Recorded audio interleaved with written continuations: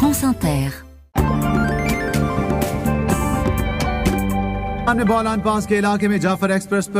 C'est d'abord au Pakistan, Kevin, que nous sommes, où se déroule une incroyable prise d'otages. Oui, ça a duré plus de 24 heures. Un train transportant plus de 450 passagers a été attaqué par la BLA hier, l'armée de libération du Baloutchistan, un groupe indépendantiste de cette province du sud-ouest du pays. Une véritable embuscade. Le commando a fait exploser une bombe pour stopper net la locomotive dans un tunnel, puis forcer les passagers à descendre en retenant en otage ceux qui sont originaires d'autres provinces pakistanaises. Alors, il y a quelques minutes, un haut gradé de l'armée pakistanaise a affirmé à l'AFP que tous les otages avaient été libérés.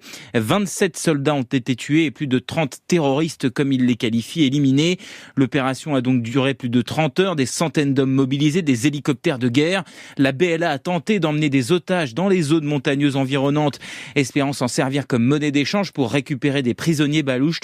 La BLA fait régulièrement des attentats dans la région en visant les habitants du Pendjab voisin qui, selon eux, domine l'armée qui leur fait la guerre. Cette insurrection séparatiste ethnique existe depuis des décennies, la BLA reprochant au pouvoir central pakistanais de ne pas donner aux Baloutches une part de richesse du sous-sol de la région qui regorge d'hydrocarbures et de minerais.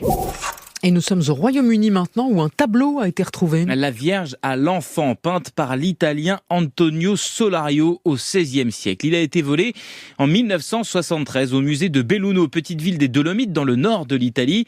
Valeur estimée environ 100 000 €. Tableau acheté par un certain baron de Dosa pour son épouse Barbara et accroché dans leur manoir du Norfolk dans l'est de l'Angleterre. Le baron est mort et sa veuve refuse aujourd'hui de rendre le tableau. Elle a même tenté de le revendre en 2017. C'est là d'ailleurs que le musée de Belluno s'est rendu compte qu'il s'agissait du Solario qui lui a été volé. Il ne peut donc pas être vendu, mais la police britannique, au lieu de le rendre à l'Italie, l'a ramené à Barbara de Dosa. Elle invoque désormais une loi qui stipule qu'une personne qui a acheté un objet volé sans avoir aucun lien avec le dit vol devient propriétaire légal au bout de 6 ans. L'affaire risque de traîner en justice et le pire, c'est que la dame reconnaît elle-même qu'elle n'a jamais vraiment aimé ce tableau. C'est ça qu'elle l'a vendu. Merci mes amis, merci pour tout. Nous sommes donc au Canada. Voici une photo qui est devenue virale. Oui, dimanche, le Premier ministre démissionnaire Justin Trudeau a prononcé son dernier discours comme chef du Parti libéral.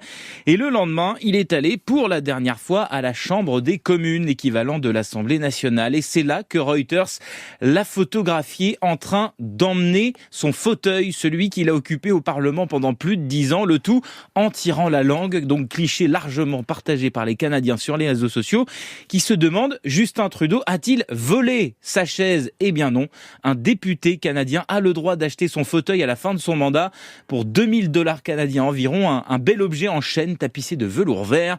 On peut donc dire que le futur ex-premier ministre s'accroche littéralement à son siège. Voilà, écoutez, puisqu'on y est, tiens, on va y rester au Canada. Je me demande si je vais acheter ma chaise. Vous pouvez.